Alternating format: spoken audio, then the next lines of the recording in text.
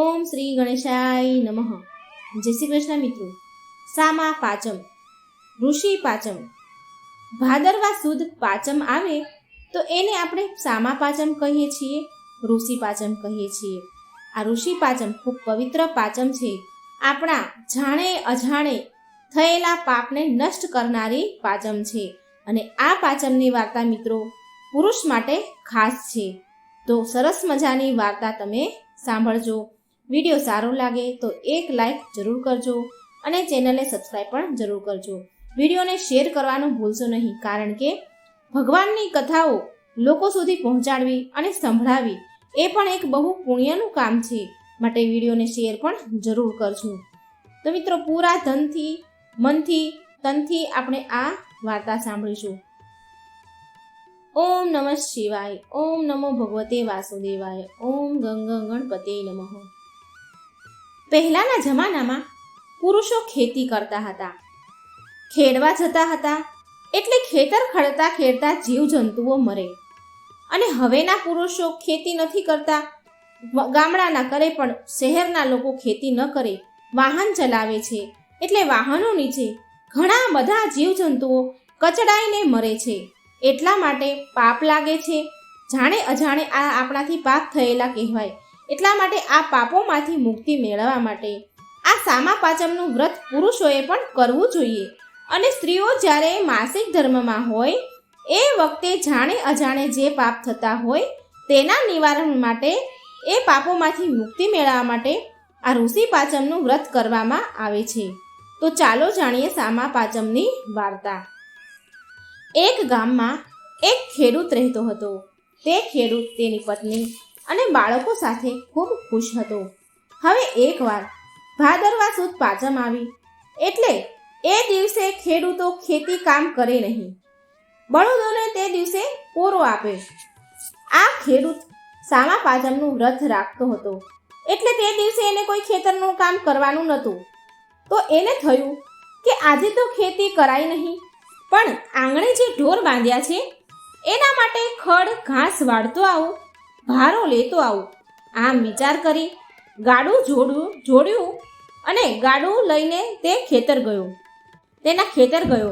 એણે તો ખૂબ જ ખડ વાઢ્યું અને ઘાસનો ભારો બાંધીને ગાડામાં નાખ્યું. પણ ખેતર વચ્ચેથી બળદને હાંકવાના હતા. ત્યાં પાક ઊભો હતો લીલો, તેમાંથી એને ખેતરમાંથી બળદોને હાંકવાના હતા. અને બળદ ઊભા પાકને ખાવા માટે ક્યાંય પણ મોઢું ન નાખે એ માટે બળદના મોઢે એણે બાંધી દીધા. દોરડેથી જે સિકોડું આવે એ મોઢે બાંધી દીધું, જેથી બળદો લીલો પાક ન ખાય. ખેડૂત ગાડું લઈને ઘરે આવ્યો. હવે આ દિવસે બધાએ ગામડામાં આ વ્રત કરતા સામા પાચમનું. એટલે પાદરમાં બધા જ ભેગા થાય. કોઈ રાસ રમે, કોઈ બીજું કંઈ કરે. જેને જેવો શોખ હોય તેવી રીતે લોકો ભેગા થઈને આનંદ કિલોલ કરે. એટલે ખેડૂતને પણ પાદરે રમવા જવાની ઉતાવળ હતી. તેથી તેણે બળદોને ગમાણમાં બાંધી દીધા, ઘાસ ચારો નાખી દીધો અને ઉતાવળે ગામના ચોરે આવતો રહ્યો. પણ તે ઉતાવળમાં જે બળદના મોઢા બાંધ્યા હતા, જે સિકોડું મોઢે બાંધ્યું હતું દોરડાનું, એ મોઢેથી નીકાળવાનું ભૂલી ગયો, એ ખોલવાનું ભૂલી ગયો. હવે આખો દિવસ બળદ ભૂખ્યા રહ્યા. ઘાસચારો ખાય પણ કેવી રીતે? આ ખેડૂતના પિતા થોડા દિવસો પહેલા દેવલોક પામ્યા હતા. તેથી તેના ભાઈઓ અને પરિવારના લોકો પાચમ ઉજવે એટલે પાચમ માટે ભાઈઓ એના પરિવારના લોકો ફરાળ ખાવા આવવાના હતા. એમને ફરાળ કરવાનું આમંત્રણ આપ્યું હતું. હવે આ ખેડૂતની પત્નીને એમ થયું કે બધા સાંજે ફરાળ કરવા આવશે, તો લાઈને સામાની ખીર બનાવું. એટલે એની પત્નીએ ફળિયા વચ્ચે ચૂલો બનાવીને મોટા તપેલામાં સામાની ખીર બનાવી. ખીર થઈ ગઈ તૈયાર એટલે તેને ઠરવા મૂકી અને ખેડૂતની પત્ની પાણી ભરવા કૂવે ચાલી ગઈ. હવે આંગણામાં એક કૂતરી પાળેલી હતી એમણે. જે કૂતરી એને જે પણ બટકું રોટલો આપે એ ખાઈ અને ખેડૂતના ઘરનું ધ્યાન રાખતી. બંને જણા બંને દંપતી પતિ પત્ની જ્યારે ખેતરે ગયા હોય તો આ કૂતરી એમના છોકરાઓનું ધ્યાન રાખતી. હવે કૂતરી ઘરનું ધ્યાન રાખીને બેઠી છે, પણ એવામાં બન્યું એવું કે ઉપરથી એક ગરોળી નીકળી અને ચાલવા જતા ખીરના તપેલામાં પડી. આ બધું કૂતરીએ જોયું કે ખીરના તપેલામાં ગરોળી પડી છે, દૂધની અંદર ગરોળી પડી. હવે આ ઘરના બધા માણસો ખીર ખાશે તો માંદા પડશે અને બની શકે મૃત્યુ પણ થાય. તો હવે મારે શું કરવું? કૂતરી ઊભી આમ બિચારી વિચાર કરે છે, વિચાર કરતી બેઠી છે. એટલી વારમાં ખેડૂતની પત્ની પાણી ભરીને આવે છે અને જેવો ફળિયામાં એણે પગ મૂક્યો એટલે આ બાઈને દેખાય, એટલે કે ખેડૂતની પત્નીને દેખાય એવી રીતે કૂતરીએ ખીરના તપેલામાં મોઢું નાખ્યું. એટલે ખેડૂતની પત્નીને રીસ ચડી કે અમારું જ ખાય છે અને અમારું જ બગાડે છે.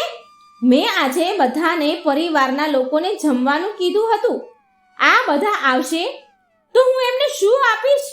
આ કૂતરીએ તો ખીર હેઠી કરી નાખી. આમ બોલતી જાય અને ક્રોધમાં આવીને લાકડી લઈને કૂતરીને ખૂબ મારી. કૂતરી તો બૂમો પાડતી રાડું પાડતી જ્યાં બળદ બાંધ્યો હતો ત્યાં ફળિયામાં આવીને બેસી ગઈ. પછી ખેડૂતની પત્નીએ ફરી દૂધ મંગાવીને ખીર બનાવી, બધાએ ફરાળ કર્યું અને પછી સૌના ઘરે બધા ચાલ્યા ગયા. અને રાત પડી એટલે જે આ ખેડૂત છે તે ફળિયામાં ખાટલો ઢાળીને સૂતો હતો. બાજુમાં કૂતરી રાડું નાખી રહી હતી, રડતી હતી. ખેડૂતની પત્નીએ ખૂબ માર માર્યો હોવાથી એ કૂતરી તડફડી રહી હતી. આ સાંભળીને બળદ બોલ્યો કે આટલી બધી શું આમાં રાડો પાડી છે? શું નકરો દેકારો કરી રહી છે? આ જો, હું સવારનો ભૂખ્યો છું. આપણો દીકરો મને અહીં બાંધી ગયો અને મને ઘાસ તો નાખ્યું, પણ મારા મોઢેથી શીકડું કાઢ્યું નહીં. મારું મોઢું બાંધેલું જ છે, હજી મારા મોઢેથી દોરડું કાઢ્યું નહીં. હું શી રીતે ખાઉં? અને તારી પણ ભૂલ તો છે જ ને.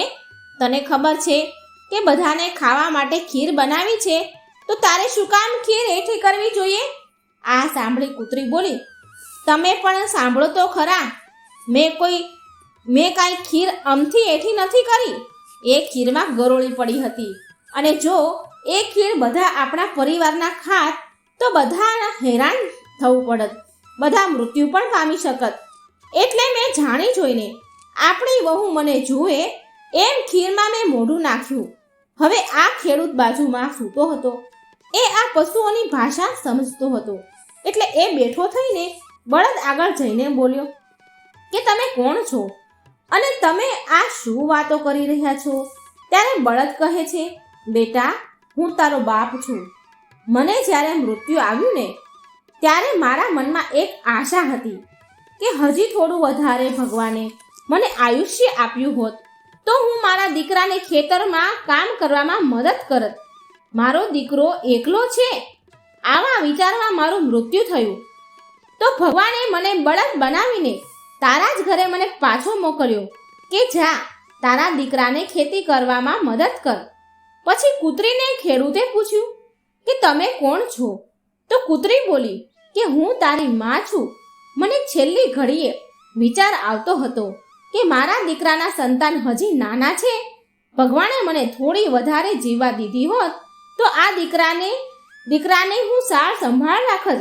મારા દીકરા કેટલા નાના છે, હું એને સંભાળ રાખત. માટે ભગવાને મને કૂતરીના અવતારમાં મને તારા ફળિયામાં મૂકી. માટે તમે બંને જણા ખેતરમાં જાઓ છો ને ત્યારે હું તારા દીકરાઓનું ધ્યાન રાખું છું. પણ બેટા, ખીરમાં ગરોળી પડી હતી એટલે ખીરમાં મેં મોઢું નાખ્યું હતું. વહુએ મને ખીરમાં મોઢું નાખતા જુએ એમ મેં ખીરમાં મોઢું નાખ્યું, જેથી કરીને કોઈ ખીર ખાય નહીં. એટલે મેં ખીર હેઠી કરી હતી જેથી બધાનો જીવ બચી જાય. ખેડૂત આ સાંભળીને તો ચોંકી ગયો અને બોલ્યો, અરે રે, હે ભગવાન, મારા મા બાપ આવી રીતે મારા ફળિયામાં આવીને મને ઉપયોગ થતા હોય તો હે ધર્મરાજા, મારા મા બાપને બંનેને મુક્તિ આપો. હવે એમનું ઋણ ચૂકવાઈ ગયું છે.